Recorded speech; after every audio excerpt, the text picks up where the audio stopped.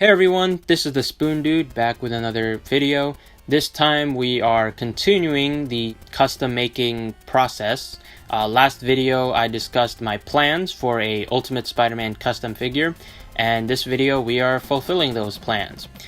Before I wanted to do any customizing on the body though, I did want to first remove the original paint that was on him, at least as much as I could.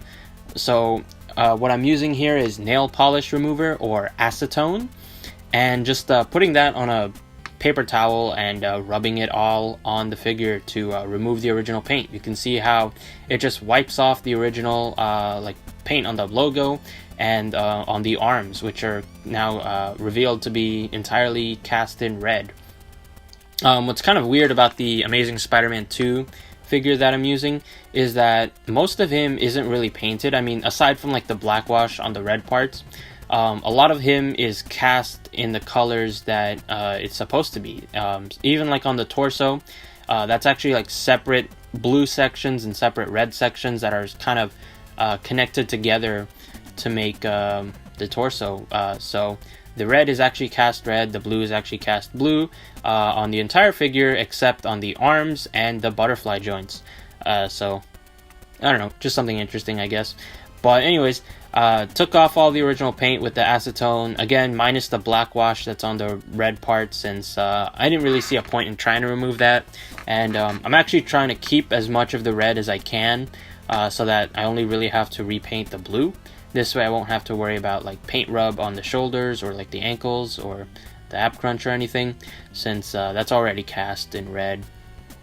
Anyways, now with the acetone out of the way, which we'll actually get back to the acetone, but first I needed to get out my sandpaper and try to sand off as much of the texture as I can. Of course, in the movies, specifically Amazing Spider-Man 2, since this is what the figure was from, the Spider-Man costumes will have like a texture, I don't know, making them, I guess, more realistic or more practical looking. But of course in the comics, artists often don't draw that, because in the comics the characters are just wearing fabric tights for the most part, and so, you know, their costumes will look smooth. So I'm trying to get more of that smooth comic book look than a movie look, so had to sand off that texture. So I'm just using sandpaper. I'm not really sure what grit or whatever it is. This is just some sandpaper I bought years ago, and it came in stacks of sheets of sandpaper, and I've just been using it ever since. So I'm not sure if there's like a specific grit or whatever that works best for sanding figures, but this is just the one I have, so it's the one I use. I'm really trying to sand as much as I can, that way you'll see as little texture as possible. And of course, even aside from trying to sand off the texture, I also just use sandpaper to prep the joints, so that once I put some paint on them, the paint sticks nicely and hopefully doesn't scratch off when you try to articulate the figure. Like I said earlier, I wasn't quite done with the acetone. If you don't know this, fingernail polish remover or acetone, it kind of damages plastic. If you use, you know, sparing amounts of it, you can just like remove the paint and shouldn't damage the plastic too much. However, if you use a lot of it, you might kind of melt the figure a little bit. But I actually used that to my advantage and used a bunch of acetone on some paper towel and just kind of vigorously rubbed at the figure in an attempt to try and remove as much of the texture as I could. So it's kind of like purposely damaging the figure basically. And it worked out actually surprisingly well. Yeah, like I was able to actually remove a lot of the texture this way. So it was a combination of using the acetone and the sandpaper, and that's how I removed most of the texture. Some of it is still there, but it's not too noticeable, I don't think. And then another thing I wanted to do was sort of modify his proportions, and one of the major things was cutting at the waist a little bit. I used my X-Acto blade. Unfortunately, I wasn't able to record it, I don't think, but just used my X-Acto blade and kind of cut at angles at his waist until I got sort of that more tapered in kind of shape that I was looking for. Again, it's accurate to the Mark Bagley art that I'm referencing. And then I did do some sanding there as well to try and smoothen it out. But yeah, obviously if you ever do this with sandpaper, and especially the acetone, you want to use caution. Probably wear gloves. I know I wasn't wearing gloves earlier, but yeah, you really want to use gloves, protect your hands, and be smart, right? And another thing, acetone has a wicked smell, so you probably want to wear a mask also and open a window.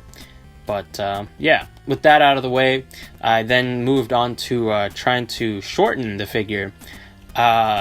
And I did this cut by using my X-Acto blade and kind of cutting it apart and gluing it back together.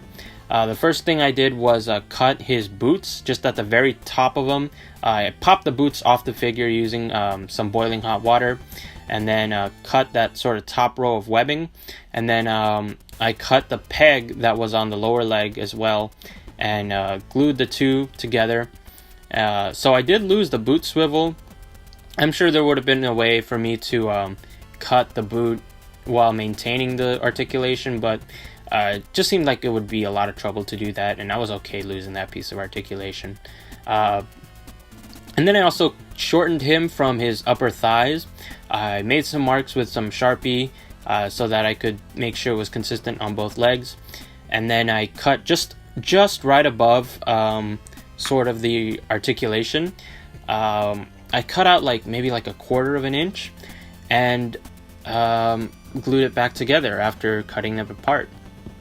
Again, I used boiling hot water to soften the plastic.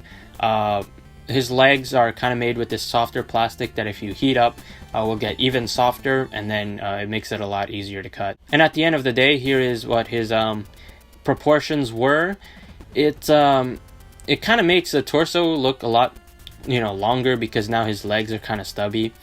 It might be technically disproportionate, but I think I cut just enough that it doesn't look too bad, I hope.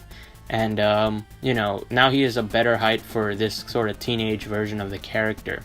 And the last thing I did in regards to his proportions, I cut his lower arms, and again just cut one row of webbing sort of at the center. I kind of guessed or I figured out where the peg of the wrist would be, and I cut the row of webbing just above that. That way I could shorten the arms a little bit and get them a little bit more proportional to the now shortened legs. But yeah, that's pretty much all sort of the kind of prep work I did on the figure. After sanding it, I did wipe off all of the dust on him by using sort of like a wet towel to kind of clean it a little bit, which is probably something you want to do every time you finish kind of sanding. That way all that dust from the plastic bits that were sanded off doesn't stick on the figure and get into your paint or with your sculpt or whatever. But yeah, I think this is a good place to leave off this video. So yeah, that's it for this part with the sanding and the prep work, and I'll see you in the next part of this series.